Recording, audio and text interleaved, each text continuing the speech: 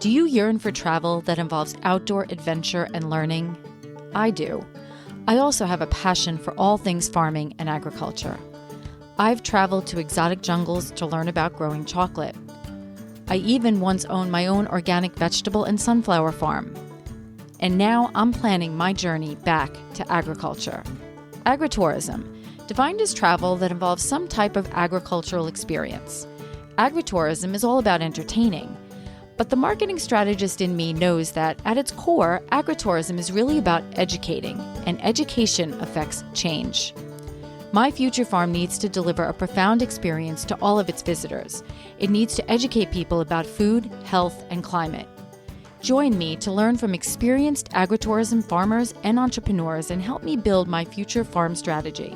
And who knows, maybe one day soon you'll find yourself in a tropical jungle cutting open cacao pods with a machete, or savoring an outdoor plant-to-plate community dinner with 100 guests at a farm in Illinois. So let's tap into the agritourist in you. Louis Angel Mendez's journey at Red Tomato began 21 years ago. In 2001, Angel met Michael Rozyne, founder, and Kate Larson, former operations manager. Michael and Kate were searching for two things: warehouse space and a warehouse manager. The potential Angel saw in Red Tomato outweighed any possible risk. He saw this organization was brand new, cultivating its path into the future. This was meaningful work. Angel took a leap of faith and joined Red Tomato as a warehouse manager. Red Tomato was developing a supply chain prototype project from a simple but powerful idea: bringing together the people who grow the food directly with the people who eat the food.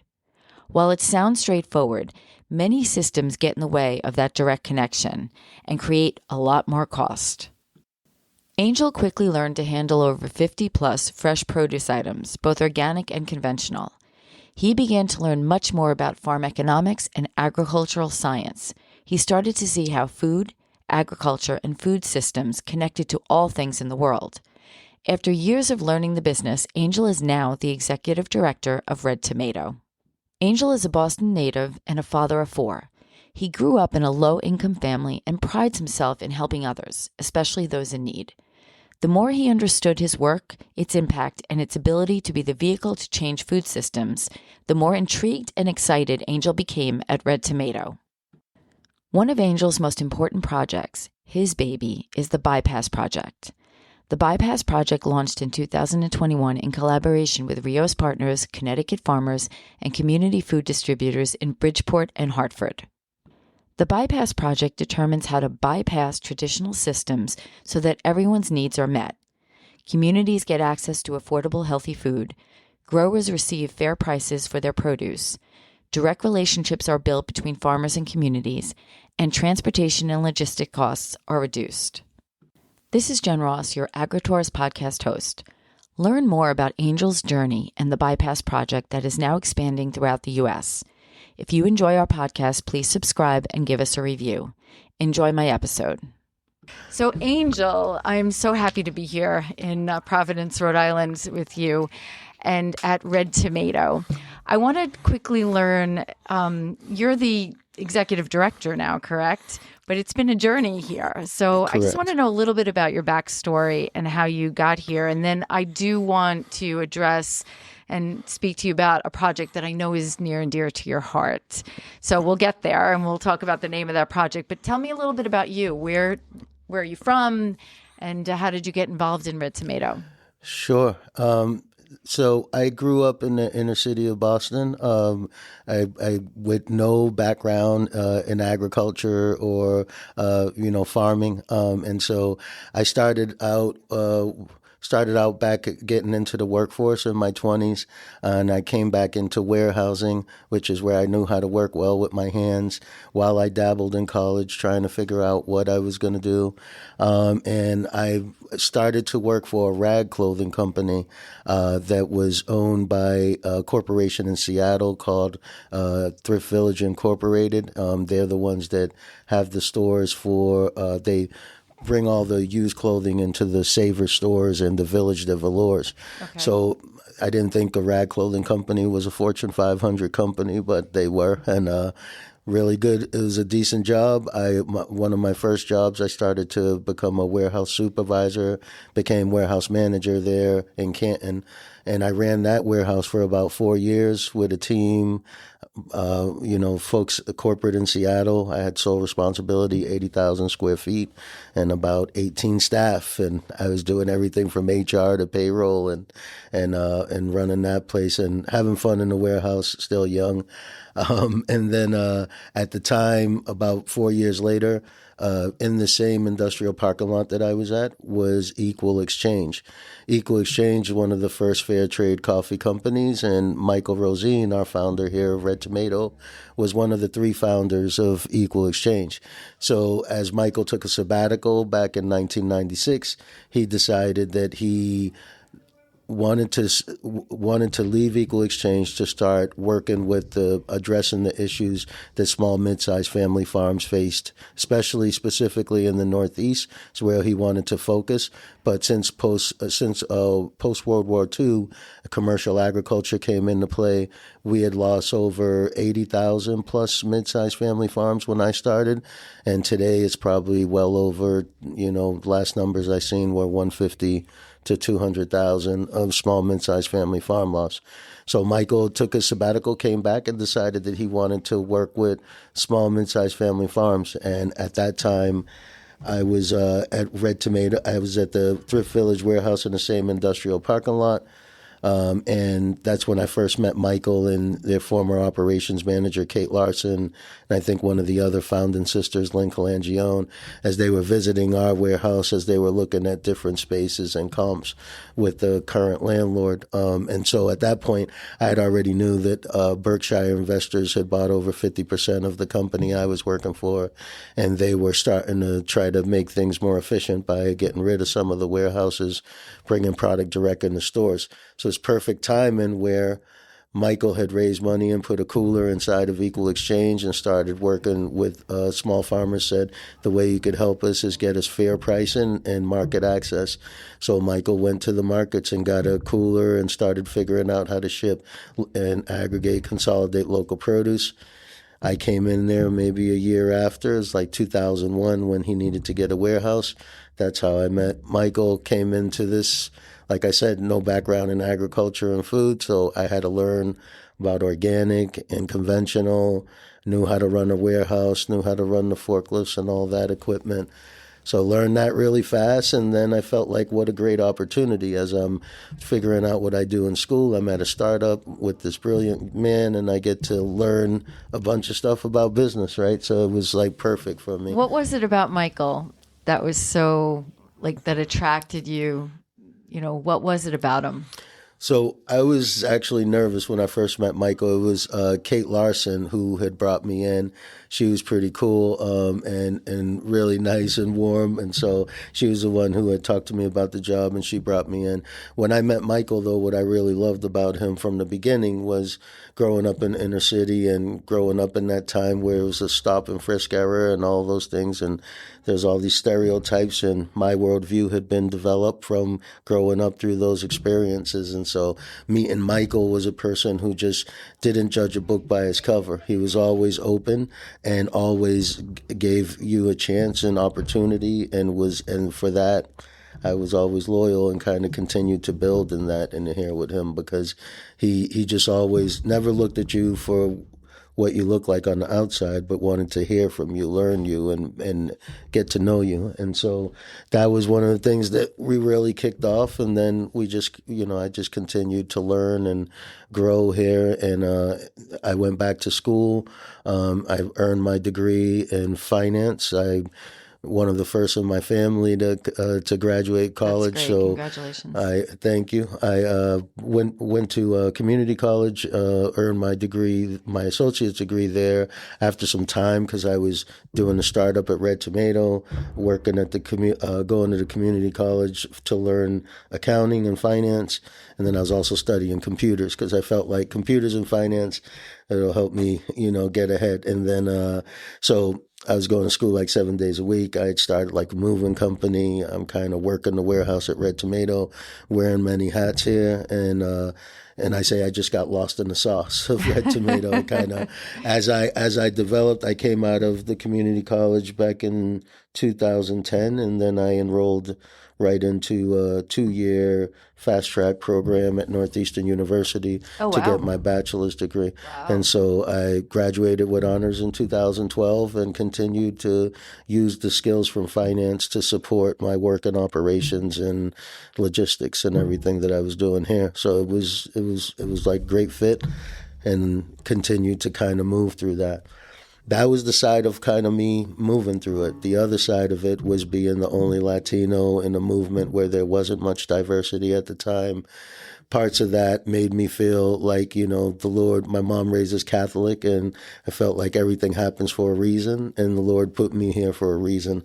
So I needed to do my job and kind of fight through it and figure out, some things were due to my own worldview, making me see things differently, and some things were real, right? And so those things just made me want to fight and kind of keep going. And so I did that and persevered and kind of learned a lot, as well as learning business strategy and kind of overall how to maintain and run business. I learned a lot about how to manage my emotions and emotional intelligence, and how to manage the things that I see through worldview and all of that. And so flash forward, as become an executive director, continue to kind of bridge the organization forward, where I feel like there was a lot in me and Michael's heads, and I want to institutionalize all of that.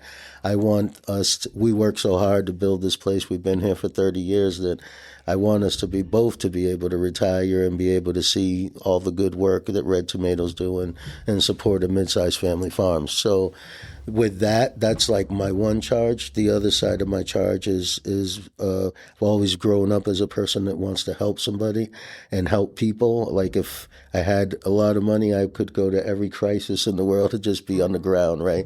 If I didn't have kids either, right? But that's so the way I've figured out that I can. Now I've found my vehicle through the food systems work, which is I get to work on equity and justice through food systems work. And so I continue to bridge Red Tomato into the future, at the same time loyal and dedicated and committed to working on equity. So I'm one of the Grow and Justice Fund advisors. I've mentored food hubs across the U.S. for the last 8 years as a food system leadership network. Been on various boards of food systems, Urban Farming Institute, Rhode Island Food Policy Council, and Farm Fresh, Rhode Island. So constantly trying to position myself in the rooms to share some of our knowledge and the tools that have helped us succeed, but also sharing emotional intelligence and how to manage emotions and how to move.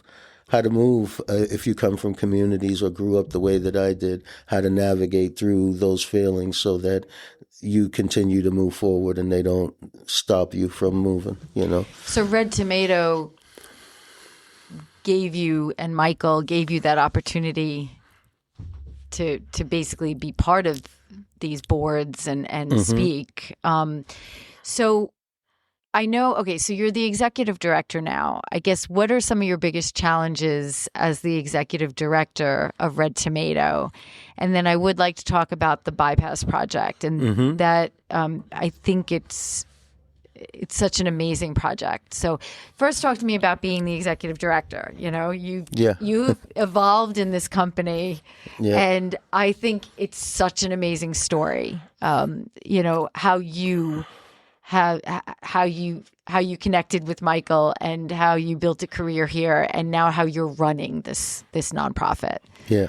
And your involvement from an equity perspective. It's just, you've kind of embraced everything about yourself in this opportunity. So I think it's wonderful. So tell me, as executive director of Red Tomato, what are some of the biggest challenges you're facing right now? I'd say, for us, it's all biggest challenge I think is market prices when we're trying to support local growers, and we're working with small mid-sized growers, and we're trying to compete, make their product competitive and get movement in highly polarized markets. So that's why kind of sometimes we're focused on more of the farmers and markets of the middle, where we can really tell the story, because we're losing the ability to differentiate those growers in the markets and capture value. So I feel like that's one of our biggest challenges. Our other challenges is related to that, which is our eco certified. It's really getting the eaters to understand the value of eco certified apples and eco certified grown fruit in general, and what that means. And so, in order to get gain the value of a fair market price for the growers that are putting all the work in to grow a better, more safer fruit. And so that in itself is a big challenge. And then also, I would say, we're small but mighty. So we're about 6 full-time equivalents, working on bringing on one more as 7, and we have a group of consultants that we can work with from time to time that support the work. But we, as an executive director here, you're not only you're hands on, and you're overseeing the whole team and structure and the ecosystem, and making sure that we're all moving forward and giving folks agency. So that leads to, I'll say, the third one that I pull out of the 3 probably big things is I try to I've built a culture here of giving folks agency and fostering their creativity. At the same time, I'm succeeding into the leadership of this organization with the founder in the house, right? And so those can be really challenging, and I think that but it could also be really valuable in these hybrid organizations, right? And so there's a lot of vision and things that have been developed over the years that it's important to try to transfer that as much as you can. And so having Michael here, at the same time, I have to, as an executive director, I have to humble myself a lot of the times, and some of the times where you see the power of the founder speaking and everybody moving towards that. And it's kind of like, but the work that I've done over the years on emotional management, right, or managing my emotions and stress, has made it easy for me to honor that, because I'm not, what I've trained myself is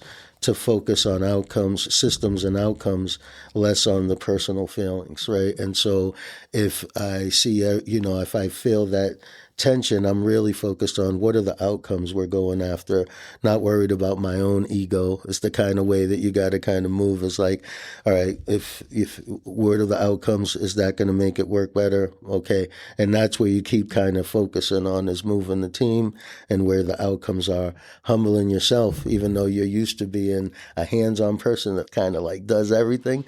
You got to kind of get used to knowing, you got to get used to and comfortable with knowing that this new mode of work, being in meetings, guiding the team, facilitating the entire organization, is as valuable in your working like you did when you were doing everything Absolutely. kind of hands on. And so there's lots of challenges because it's a lot of work, but those I'd say would be I've I understand why you should have a long tenure to be an executive director, so that because you learn so much through your experiences, that you learn how to manage all of the. Yep. There's a lot of emotional and traffic management in this role. But I feel like I managed that really well, and being here for a long time, I was able to be through multiple iterations of as we created a hybrid organization and try to give agency and build a more democratic, cooperative workplace, there was lots of different kind of levels of dysfunction. And so being here for a long time, I feel really good about the culture that I've developed here, which is pushing everybody to be as candid with each other, be comfortable with the uncomfortable, and kind of like, let's avoid assumptions, open book management, and giving everybody agency to be creative, to bring their own things to the table as a unit, no top-down management. And it's like now I'm having fun with the work. It's a lot of work, but I'm having fun with it, and a lot of gratitude. The first 6 months, and I'll tell you more about that in Bypass, but the first 6 months this year, I've been traveling across the U.S. for Bypass. And I used to like to travel when I was young. I was like, that's cool. I get to travel for business.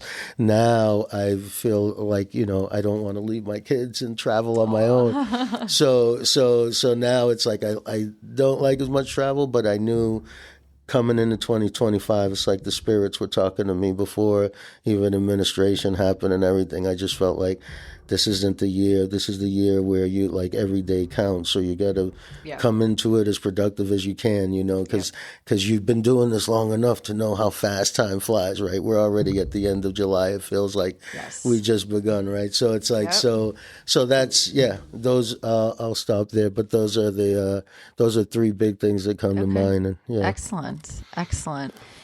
So Bypass. First of all, where's the name from? And tell me about, because this is your baby. Mm-hmm. According to what Michael told me, this is your baby. You wanted to do this. So talk to me about it. So being here in the early years and being in a nonprofit organization working on food systems change, and coming from the inner city and the community of poverty, I grew up in the projects in Jamaica Plain and Boston, Massachusetts.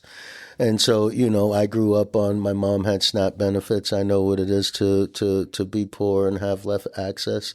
Always wanting to lift those people up. So being in these doing a lot of the food systems change work that we've done, being in the programs, I watched in the early years how I felt like a lot of things was, I'd say, getting lost in translation, because a lot of funding was going out to a lot of organizations and leaders to bring food into marginalized communities and make food accessible and affordable. And everybody, there was not everybody, but there was a lot of reports that I felt like people were almost comfortable with getting funding to do the work and then reporting back how hard it was to do the work and why it wouldn't work. And being a person that had been in operations and logistics here and took us from asset-based logistics, where we had trucks and we had a cooler, and coolers and forklifts and equipment and warehouse employees, to non-asset-based distribution, and be successful, understanding everything that we learned through non-asset-based distribution, where we work with distribution partners, farmers, and third-party logistics carriers to move our produce.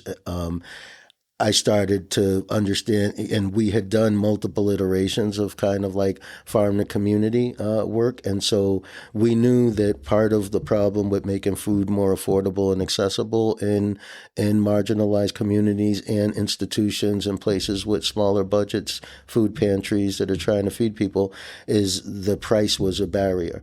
And we also knew by working with local farms for 20 plus years that giving them a lower price was unacceptable. It's like that farmers' input costs have been rising over the past 20 plus years, and their market prices don't follow. They're not in alignment. Their market prices increase very little. Their input costs are rising. So we knew that. And so we said, okay, where is the leverage point to make food more affordable and accessible? And for me, I said it's in logistics, because that's the only place where I get a fixed cost. And so if I can work with the growers and work with accessibility, and I can pull the purchasing of folks in marginalized communities, then I can start to fill trucks that I get a fixed cost, and then also knowing that retailers and markets, because of their overhead and multiple channels, product goes through a distribution center, then to the retail market. It picks up double, triple overhead costs. So that product from farm could be marked up 50 to 100% before it gets to the eater. Red Tomato is working with the grower to try to put 10% for managing all of the logistics and transaction and customer service, and 10% is usually logistics.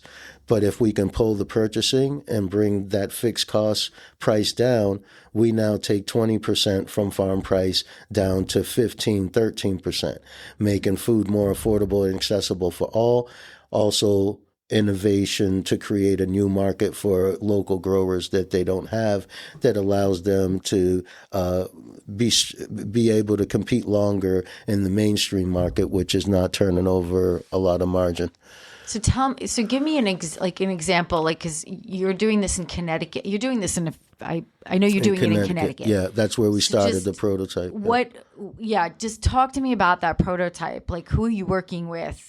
How is that working? So in Connecticut, we started out the project with the two low-income areas in Bridgeport and Hartford, Connecticut, is where we were targeting to bring food access there. And then we hired a consultant that's really strong with methodology around collaboration, because collaboration is where, people come into the room with really good intent, but when the rubber hits the road, that's where things kind of slow down. So bringing this consultant, Ian Prinsloo, with his methodology has been super helpful in order to kind of get engagement and move our network towards systems change. So we've developed a network in Connecticut, and as co-creation, what Red Tomato says is we want to see what's at the core of your challenge, look at all the players that are trying to bring good food into those communities, and we want to bring some important folks together. We build what we call a coalition of the necessary, and we bring in a person from every of those sectors to be a voice at the table to work with Red Tomato. Red Tomato presents the idea of what the bypass concept is, and if they're interested, then together we wanted to present the basis of the prototype, knowing that because of food sovereignty in all of these communities, and we want to respect that food sovereignty, that the people within the community want to control the food system and where it comes from. So we want to go into there, and we've been working with folks on the ground to help them, and they co-create with us. They tell us how they want it, where they want to see the food, where they want it to show up, what kind of food they want, and then we're helping with the mechanics around logistics and pricing and procurement and consolidation and aggregation to get the food there. Whether if they have in Connecticut, we're doing the transaction, the trucking, aggregating, consolidating. As we started to build that model in Connecticut, we started to disseminate that model out across the U.S. And so in other areas of the U.S., and I'll stop before I go too far, but other areas of the U.S., we're doing a landscape, sharing the model, and then figuring out what role Red Tomato plays. Because we're a non-asset-based distributor, what's cool about it is that, and we have systems, is that either if there's people on the ground and they've got supply and demand, we want to work and consult and guide them to build the system. We don't want to give them the fish. We want to teach them how to fish. Right. So we want to work with them. But if they've got opportunity and they don't quite have the transactor on the ground, while they figure that out, or they're building a food hub, we can transact for them. We can manage it from afar, and that's. I'll stop there. That's part of what we've been doing. So how long have you been doing this in Connecticut? We started the project in 2020. I think that's when we started conversations in the work group. I think we started on the ground in 2021. Our sales right there in the beginning were about 30 to 50,000, just trying to get things to happen and show them what it was looking like. And that was mainly vegetables and produce, vegetables and probably apples and peaches, blueberries, and then the program has since grown to be about 150,000. It's going year round, and we're now have added dairy and produce. Dairy and protein. Okay. So some protein, more dairy than protein, and we've been able, because of apples and dairy, we've been able to ship year round.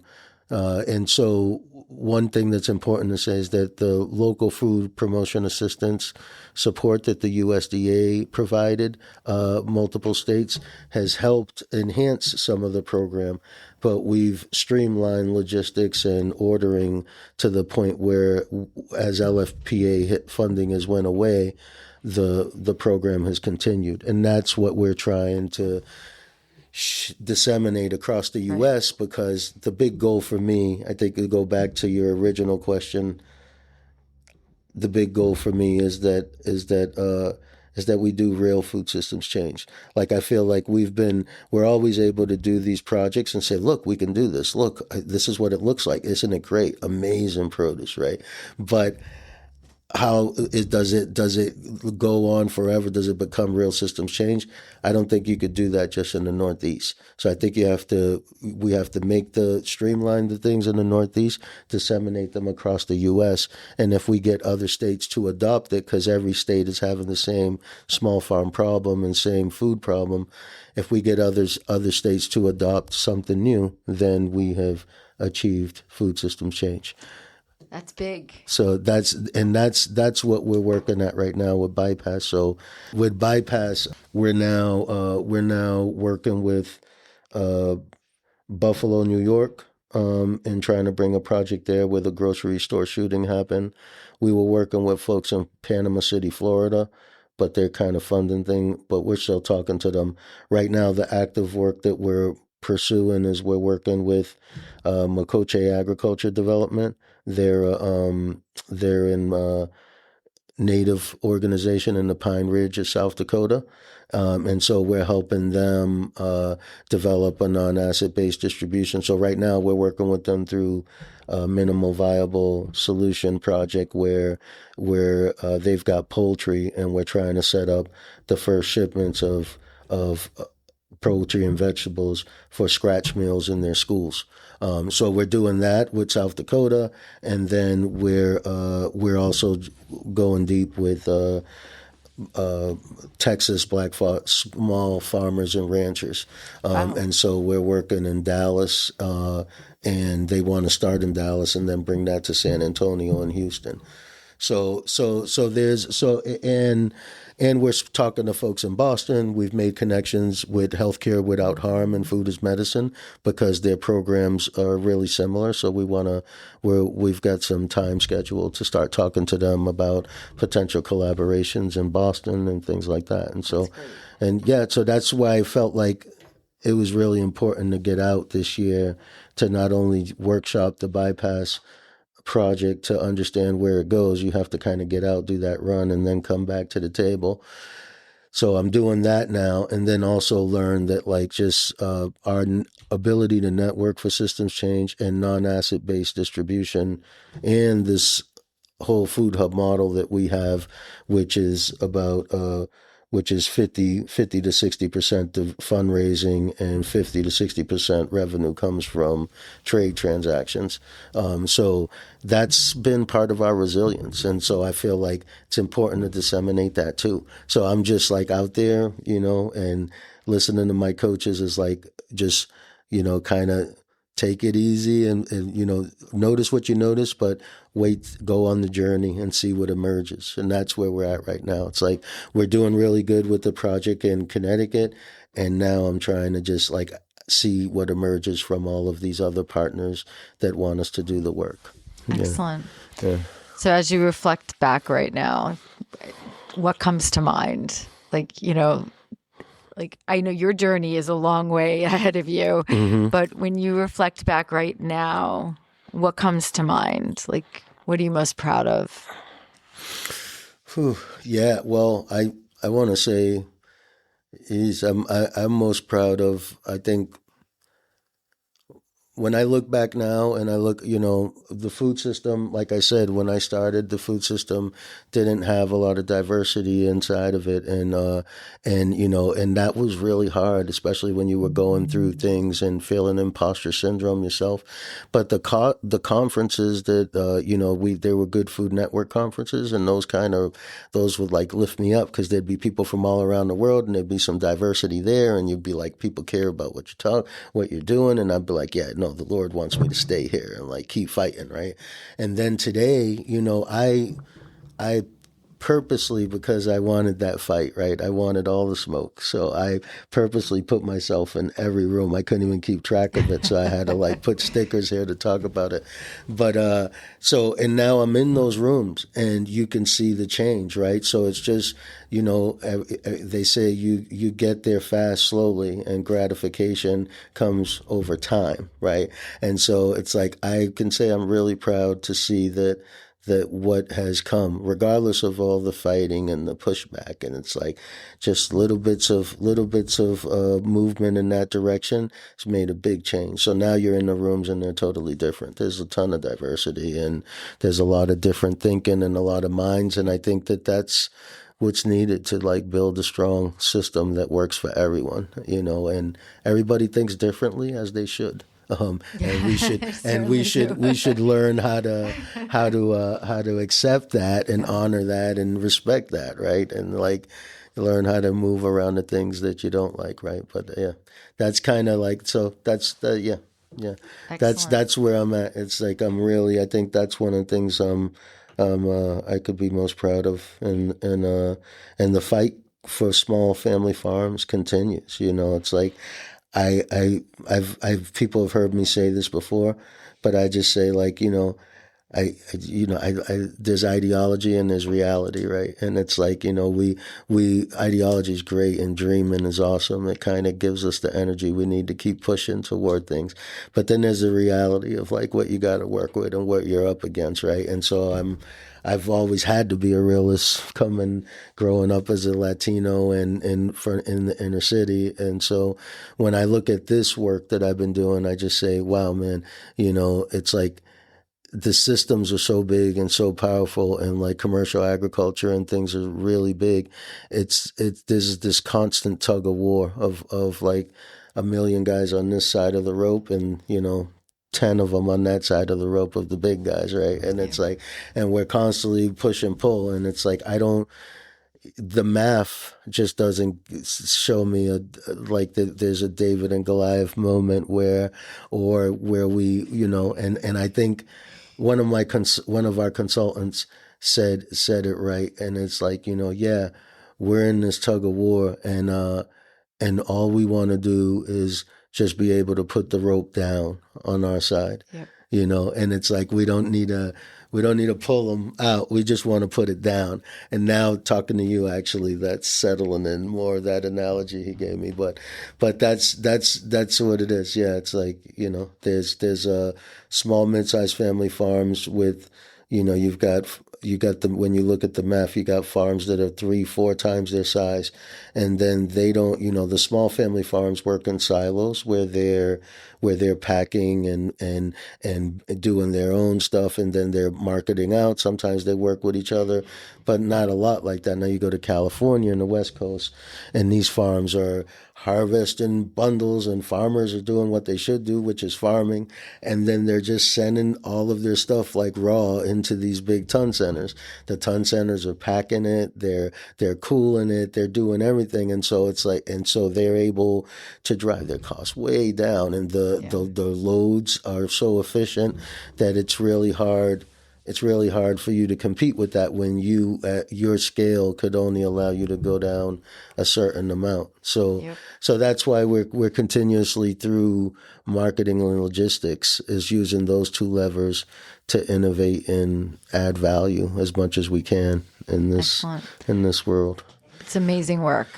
You're on a journey, and I commend you for everything you've done. And I think that what's interesting is, Michael built this in a certain way, but your contribution and addition, like what you're doing is kind of, it's expanding it to a much bigger audience and with a much different messaging. So I think the combination of you both is extremely powerful.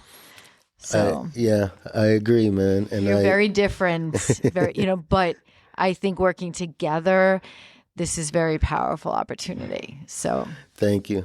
I love it. Likewise. I couldn't couldn't be at a better place right now, and I've been here for 24 years, so that says something, A lot of people right? Can't say that, the tenure thing. That says something, right? It's hard for me to think about what else at this age that I would want to like jump into. You have kids, you said? Yeah, I got 4. 4. Okay, what ages? So my oldest were from the first high school love, and those were, the oldest is 27 and 24. The 24-year-old actually made me a grandfather.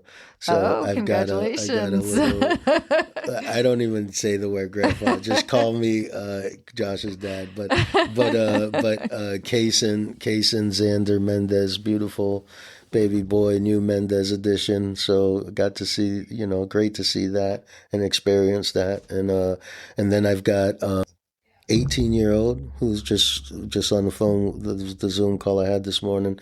They're getting him ready for school, and for his next step, he's going to trade school. And then I've got my one princess, 3 boys, and a little girl that I always wanted. And so Isabella the first oldest is a junior, Luis Angel Mendez Jr., Joshua William Mendez is the 24-year-old. They all got my names in there. And then Christian Luis Mendez is my 18-year-old. And then Isabella Marie Mendez she's 13. She just turned 13. Yeah, 4. You got to keep track. Yeah, I have 3. Yeah, so you go. Yeah. But they should be very inspired by you. So, for everything you're doing. You. So thank you. And I definitely am going to check in with you as this progresses, because I love the fact that, you're expanding this across the U.S. It's so needed, regardless, like you said, of how it molds across. Like some people need more help, some people need less. It's more just the how-tos. But I think what you're doing and the efforts you're making to expand this movement are pretty significant and impactful. So keep at it. We need it. Thank you.